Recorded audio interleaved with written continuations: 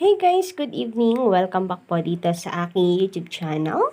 Ang mainit nating update na pag-uusapan para po sa gabing ito ay pumapatungkol dito sa mga host na hindi na daw po kayang bayaran kaya pinapalayas ng ka-OG. So sino na naman po kaya ito ka-OG, no? Mamaya pag-uusapan po natin 'yan.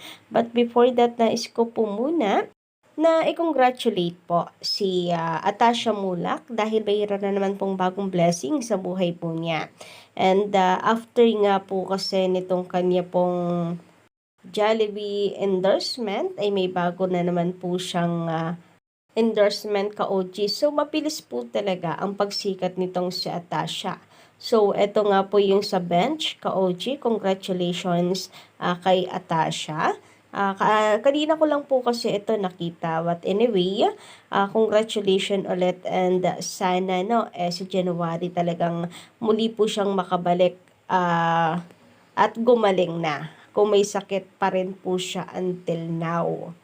Kasi yung mga nakaraang episode na nakita natin na kasama po si Atasha, pre-recorded na nga raw po ito ka-OG. So, we are looking forward and of course wishing na gumaling po agad siya.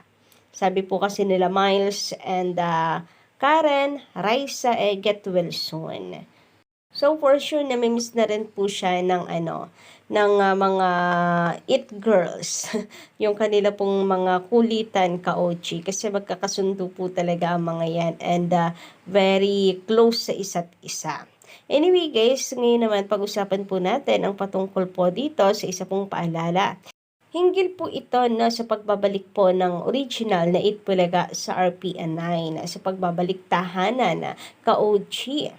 So, agad-agad nga po itong pinag-usapan sa social media and hindi rin naman nakapagtataka kasi nga 'di ba ay ito po ang pinagmulan na channel ng Itbulaga, ang RPN 9. Pero ngayon kasi ay CNN na po siya and inaasahan po na muling lalakas ang CNN, ang RPN 9 ka-OG dahil dito sa original Itbulaga ng TVJ.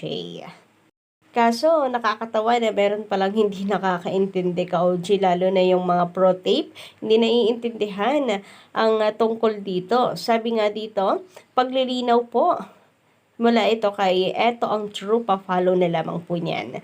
Paglilinaw lang po, hindi po aalis ang TVJ sa TV5 since business partner sila ng Media Quest sa TVJ Productions.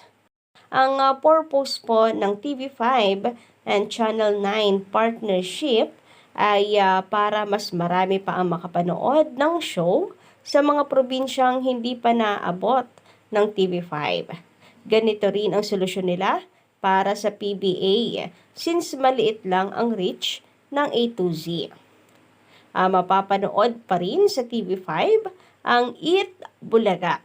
#TVJ sa TV5 dahil may kontrata na ang TVJ at legit na record sa TV5 at TV5 na ang bagong tahanan ng TVJ at legit na records.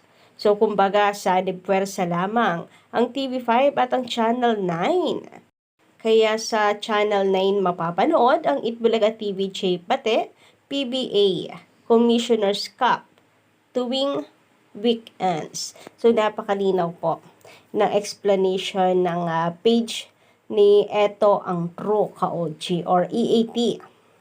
Nananatili na ang main channel po ng original Itbulaga is TV5.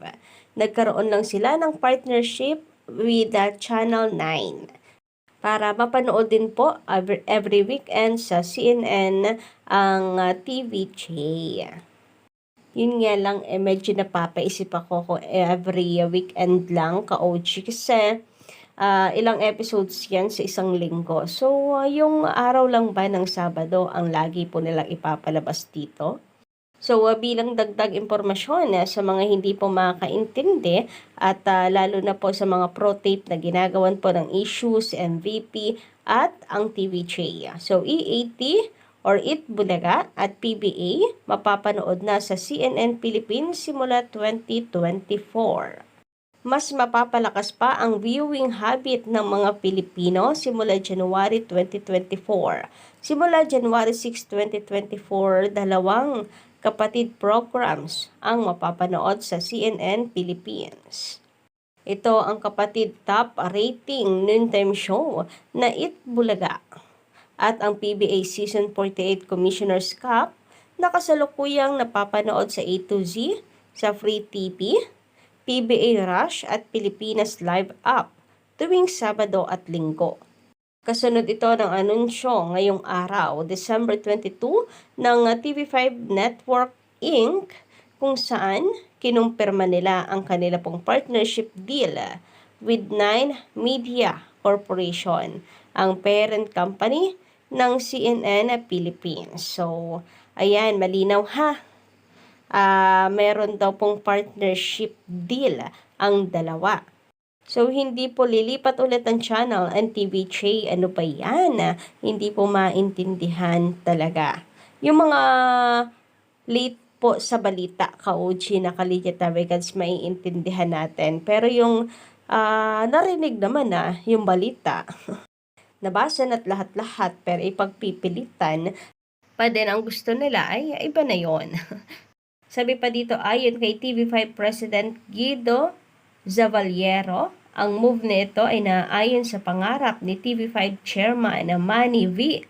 Pangilinan na mas magbigay pa ng mga dekalidad na programa sa Philippine TV sa mas malawak na pagkakataon.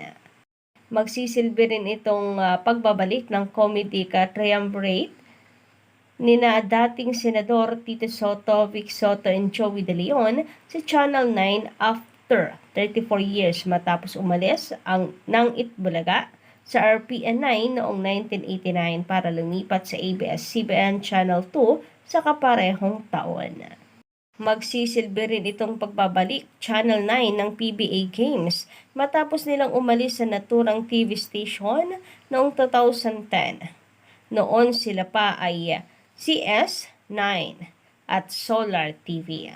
So yan po ang paliwanag. Mayroon pong partnership and hindi lang pala talaga ang TVJ kundi na rin po ang PBA. Kumbaga ay special po na muli sila magiging parte at makakabalik sa Channel 9. Kaya sana maintindihan po at maging malinaw na po ito sa lahat kagaya po dito. Sabi dito na isa nating komentor, paanong naging good news yan sa TVJ? Sabi ko kasi good news na muli pong makakabalik ang Itbulaga sa RPN 9. Paano daw yun magiging good news sa TVJ?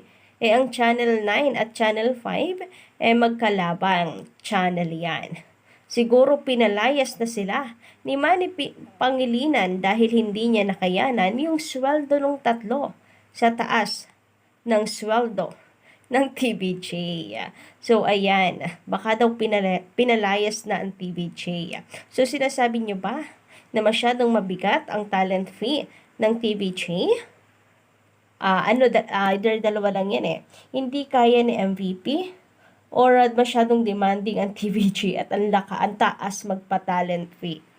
Pero uulitin ko po, good news po talaga yon dahil hindi po sa magkalaban ng Channel 9 at Channel 5. Sapagkat ngayon nga po ay meron na po silang partnership. Ito ay para sa Itbulaga at para sa PBA. Samantala, sagot naman dito ni Sir Yogo Glenn Goko. Ayan, parang hindi ka nakinig sa sinabi sa video. Nag-partnership na nga papaano magiging magkalaban? Hindi sila pinatalsek, kung hindi madadagdagan pa nga ng channel kung saan pwede silang mapanood hindi lang sa TV5.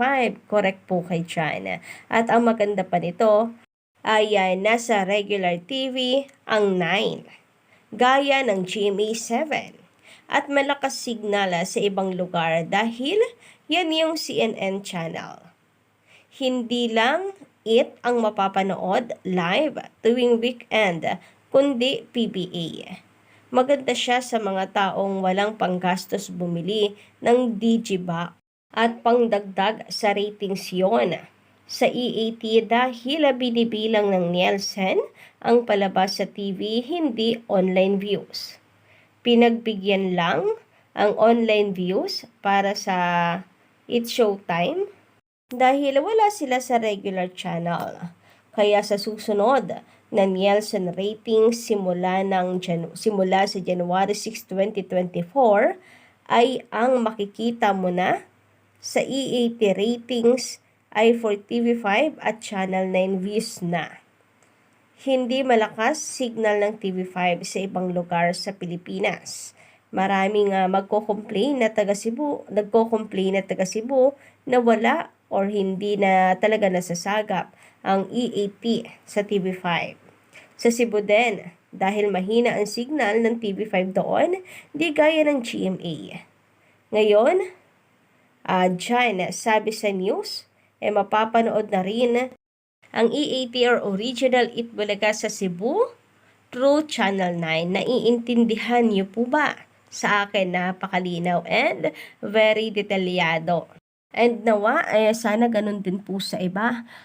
Ang layon po talaga ng partnership ng TV5 and Channel 9 para po mas marami ang makapanood ng EAT dahil mas malawak daw ang sakop nito kaysa sa TV5. So makakadagdag po yan ka-OG ng ratings sa EAT. Yun nga lang every weekend. Pero malay nyo naman, di ba? Kapag ka naging successful, araw-araw na rin pong mapanood. So, ito lang po muna ang update natin sa ngayon ka-OG. Don't forget to click the subscribe button and notification bell for more updates.